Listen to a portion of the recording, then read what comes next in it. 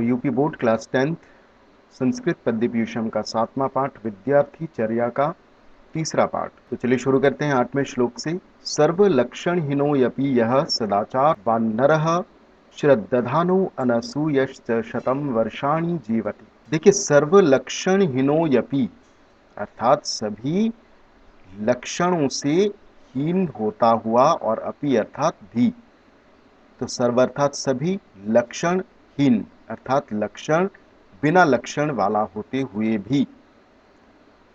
तो सभी शुभ लक्षणों से विहीन होता हुआ भी यह अर्थात जो सदाचार वान नरः, नरः अर्थात व्यक्ति या पुरुष, और सदाचारवान अर्थात सदाचारी पुरुष, जो सदाचारी पुरुष।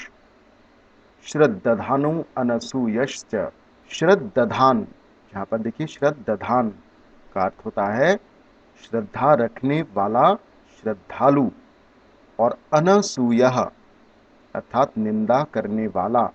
तो निंदा ना करने वाला, और च अर्थात और। तो देखिए यहाँ पर इसका संधि विच्छेद श्रद्धानः प्लस यहाँ पर ये अ होता है अनसूयः।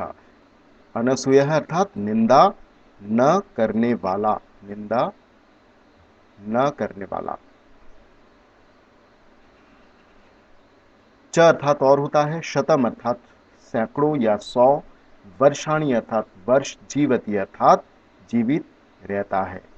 अब देखते हैं इसकी व्याख्या को, तब आपको समझ में आएगा।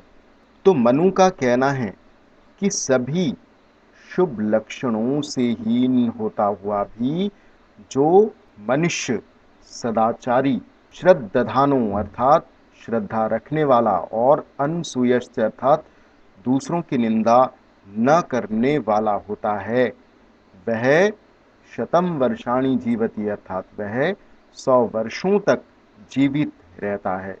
समझ में आया आपको? जो व्यक्ति सभी शुभ लक्षणों से हीन होता हुआ भी, जिसके कोई शुभ लक्षण नहीं है, ऐसा मनुष्य भी अगर वो सदाचार संपन्न है, वो मनुष्य, और श्रद्धा रखने वाला, और दूसरों की निंदा न करने वाला होता है, लेकिन इन सभी गुणों के साथ अगर वो सभी शुभ लक्षणों से हीन अगर होता है, तो भी वह 100 वर्षों तक जीवित रहता है। ये इसके कहने का तात्पर्य है। भले ही उस मनुष्य के पास, उस व्यक्ति के पास सभी शुभ लक्षण ना हो, कोई फर्क नहीं पड़ता, लेकिन अगर वो सदाचारी है और दूसरों पर श्रद्धा रखने वाला और दूसरों की निंदा ना करने वाला होता है, तो भी वह 100 वर्षों तक जीवित रह सकता है। ठीक है, आगे देखते हैं 9वें श्लोक को। सर्वम परवशम दुखम सर्वमात्म वशम सुखम एतद्विद्यात् समासेन लक्षणम सुख दुःखयोः। सर्वम अर्थात सभी, और परवशम अर्थात पराधीनता, दूसरे के अधीन, दुखम अर्थात दुख या कष्ट, सर्वमात्म वशम अर्थात सब कुछ अपने वश में है, आत्मवशम अर्थात अपने वश में है, सुखम अर्थात सुख। एतत् विद्या, ये विद्या से, इन विद्याओं से, एतत् प्लस यहाँ पर वह विद्या अर्थात इन विद्याओं से, समासेन अर्थात संक्षेप में, लक्षणम अर्थात पहचान, और सुख दुखो यह अर्थात सुख और दुख की। देखते हैं इसकी व्याख्या को। तो मनु का कहना है कि जो दूसरों के अधीन है, परवशम अर्थात दूसरों के अधीन है, वह सब कुछ दुख है। सर्वम दुखम परवशम अर्थात जो दूसरों के अधीन है, वह सब कुछ दुख है, और जो सब कुछ अपने वश में है, अपने अधीन में है, वह सब कुछ सुख है। अर्थात दूसरों के अधीन में भले ही कितना ही आपको सुख सुविधा मिले, लेकिन वो सारा दुख है। लेकिन अगर आप अपने वश में हैं, अपने अधीन हैं, तो सब कुछ सुख है। कहने का मतलब, अगर आप एग्जाम्पल लेते हैं, तो अगर आप किसी दूसरे के अधीन में काम करते हैं, भले ही आपको अधिक पैसा मिले, अधिक सैलरी मिले, अधिक तनख्वाह मिले, लेकिन आपको आज़ादी नहीं मिल सकती है। आपको टाइम टू टाइम तो आपको काम करना ही पड़ेगा। लेकिन अगर आप अपना खुद का काम करते हैं, तो आपको इन सारी पाबंदी आपके ऊपर लागू नहीं होगा, क्योंकि आप अपने अधीन में हैं, आत्मवशम है। ठीक है, तो आपको सुख ही सुख मिलेगा, भले ही आपकी सैलरी तनख्वाह कम है, लेकिन आपको सुख की प्राप्ति जरूर होगी। एतत् अर्थात इसे समासेन अर्थात संक्षेप में सुख और दुख का लक्षण समझना चाहिए, विद्यात अर्थात समझना चाहिए। ठीक है, होप आपको 9वां श्लोक भी समझ आया होगा। आगे देखते हैं 10वें श्लोक को। एकाकी चिंतयन् नित्यम विविक्ते हितमात्मनः एकाकी चिंतयानो ही परम श्रेयो अधिगच्छति। एकाकी अर्थात अकेला, चिंतयित अर्थात विचार करना चाहिए, चिंतन करना चाहिए, और नित्यम अर्थात प्रतिदिन, निरंतर, लगातार या प्रतिदिन।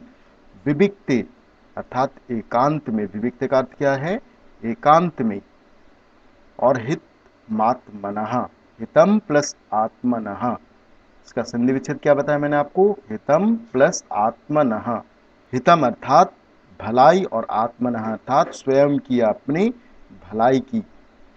एकाकी अर्थात अकेला, और चिंतयानो अर्थात विचार करने वाला, चिंतन करने वाला, ही अर्थात क्योंकि, और परम अर्थात परम, और श्रेय अर्थात कल्याण, श्रेय का अर्थात क्या, कल्याण, और अधिगच्छति अर्थात प्राप्त करता है, प्राप्त करता है।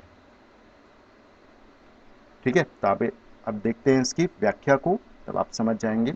तो मनु का कथन है कि विविक्ते अर्थात एकांत में, और एकाकी अर्थात अकेला होते हुए, नित्यम अर्थात सदा या हमेशा, लगातार, चिंतित अर्थात चिंतन करना चाहिए, विचार करना चाहिए, ही अर्थात क्योंकि, एकाकी अर्थात अकेले ही, हितमात्मनः अर्थात अपना चिंतन करने वाला, अपने हित का चिंतन करने वाला पुरुष परम कल्याण को प्राप्त करता है। तो देखा कि मनु के कहने का क्या तात्पर्य है कि एकांत में, विविक्त अर्थात एकांत में, और अकेले ही चिंतन करना चाहिए, निरंतर या सदा। अगर आपको कोई चिंतन करना है, कोई विचार करना है, तो सदा हमेशा अकेले ही और एकांत में चिंतन करना चाहिए, क्योंकि अकेला चिंतन करने वाला, अपने हित की चिंतन करने वाला परम कल्याण को प्राप्त करता है। अर्थात अगर इंसान, व्यक्ति अगर अपना हित चाहता है, अपना आत्म कल्याण चाहता है, अपना स्वयं का हित चाहता है, तो ऐसे व्यक्ति को एकांत में और अकेला ही चिंतन करना चाहिए, और उसी से उस व्यक्ति को परम कल्याण की प्राप्ति होती है। ठीक है, होप आपको 10वां श्लोक और ये पाठ आपको समझ आया होगा। मिलते हैं अगले वीडियो में। अगर आपको पसंद आया तो वीडियो को लाइक, कमेंट एंड शेयर करें। Thank you.